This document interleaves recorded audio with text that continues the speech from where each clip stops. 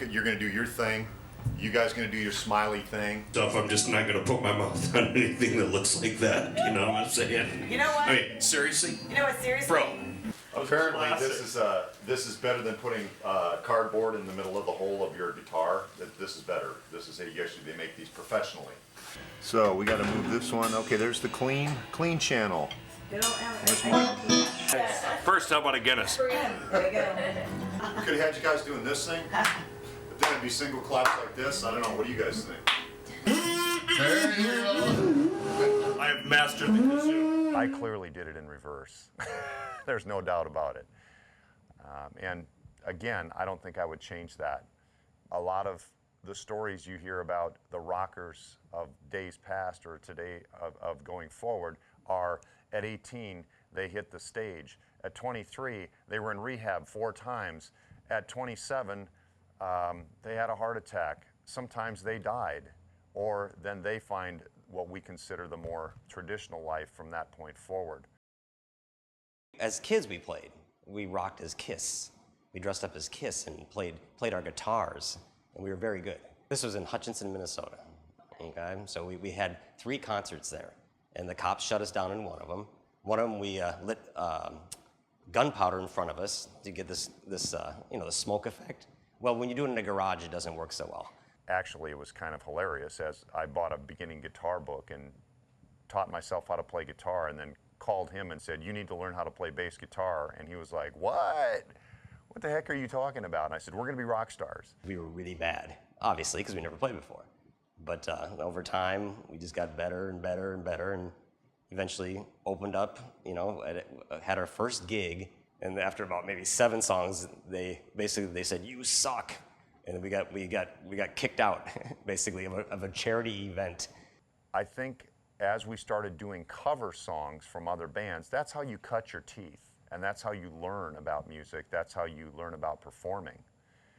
Then you start to become, okay, what can I contribute? What message can I deliver? Even if nobody listens to it, it's something that I need to get out. I think that's true of all songwriters. The song First Time for my daughter was just that. The story behind that is interesting. I was part of a songwriters group that had to come together, about 30 of us, I believe, and you all had to come to the same venue with an original song and present it to the group, whether you're a keyboard player or a guitar player, piano player, whatever your instrument of choice might be. Everybody had to write a song and present it at this Songwriters Challenge. And the catch is that everybody has to write a song with the same title. So because it was the first time that we had gotten together as a group, the song title was going to be First Time. And yes, fatherhood, and the first time, for me the only time being a father, but to my daughter was a first of experiences in many ways. And again, like with the Crew Cut Bobby song for my father, I kind of moved from looking at the world through my daughter's eyes from the ages of, 3 or 4 years old to about 10 or 11, to what the world looked like through my eyes and my heart as she was part of my life, and how I saw the world differently.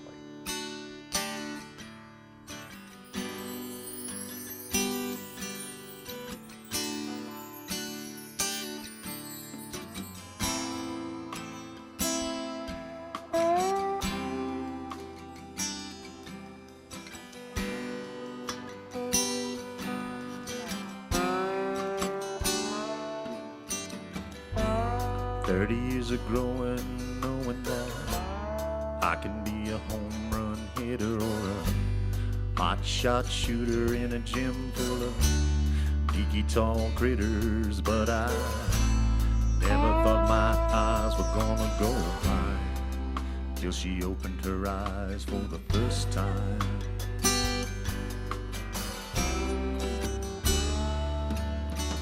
Working for the man on the catch-up plan, sleeping when she lets me, fighting in my mind, getting selfish with my time when the boys all come to get me. But I Never thought my eyes would ever go blind till she opened my eyes for the first time.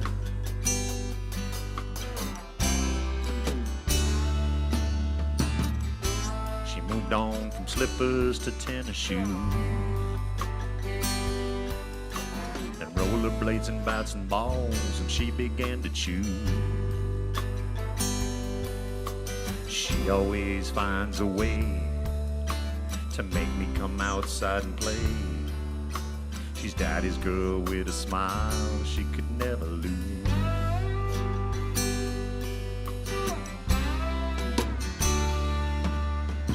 Working for the man on a better plan, knowing that I ain't gonna win that game, so I shuffle home after talking to my little girl. She wants to wash the dog and give her lots of curls. Never thought my eyes could open so wide till I looked through hers for the first time. Till I looked through hers for the first time. Never saw so clear until the first time. Might even make me hear for the first time. She'll always be right here.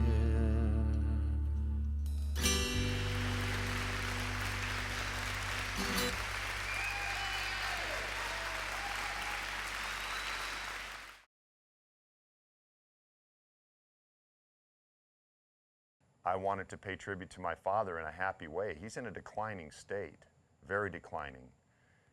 But if you put a happy vibe to it as a celebration of his greatness, I think that's how you capture that emotion and that sound altogether. He has heard the song. He has heard the song. I was able to complete the song in its recorded form just prior to my father going into hospice care. So he has heard it, and he doesn't react very much anymore. He can barely open his eyes, but both of my brothers are back in Minnesota right now with him, and they told me that when the song comes on, he opens his eyes. And so it's very touching that it's some source of entertainment for him, even in his final days. That particular song takes me back to how my father was there my whole life.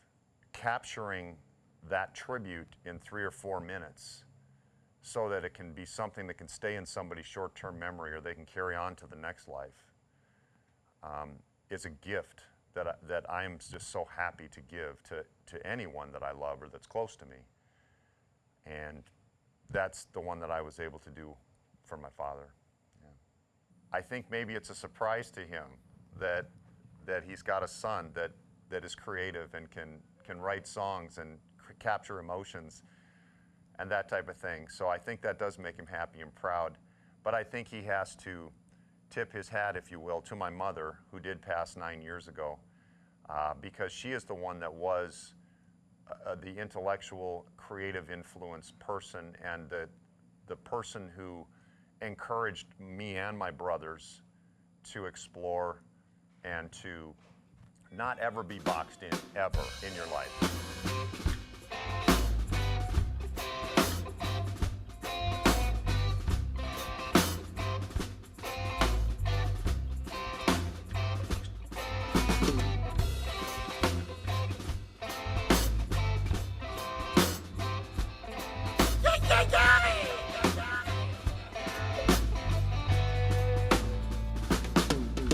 It's July 1936, and Minnesota's never been hotter since. A boy named Bobby came into this world, just like any other boy or girl. And Bobby, he wanted to fit right in. With 4 eyes and a crew cut, he was mighty thin. But you could say he was raised on fear. One thing soon became crystal clear: crew cut Bobby. Crew cut Bobby.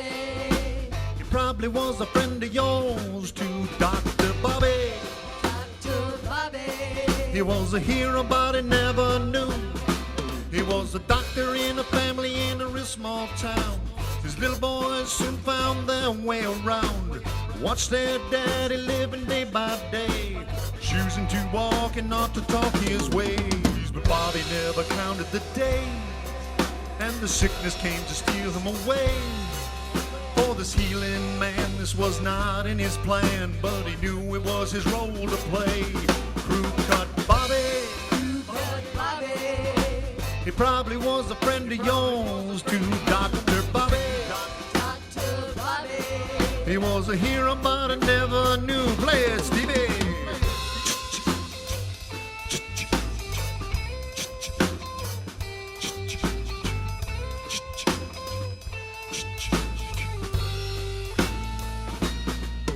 Now the days are long when the TV's on, but the kids are always stopping by. Bobby says, why you guys so nice to me? I just don't understand why. I said to him, Daddy, you don't need to ask me why. I do it because I can. You lived your life on your outer sleeve. It's your time to be an honored man. Crew cut Bobby. Cut Bobby. He probably was a friend of yours to Dr. Bobby. Dr. Bobby. He was a hero, but I never knew. Crew cut Bobby. Cut Bobby. He probably was a friend of yours to Dr. Bobby. Dr. Bobby. He was a hero, but I never knew. Ladies, crew cut. Bobby. That's what I'm talking about. Dr. Bobby. Yeah, he was a doctor, yeah. You know what I say, man. He had very short hair when he was a little boy, and 4 eyes. He could not see. Then he became a healing man. He help you out anytime you need. He give you the shirt off his back. He give you some pills if you really need them. That's the man I'm talking about. He was a good man. Hey! He was a hero, but I never knew.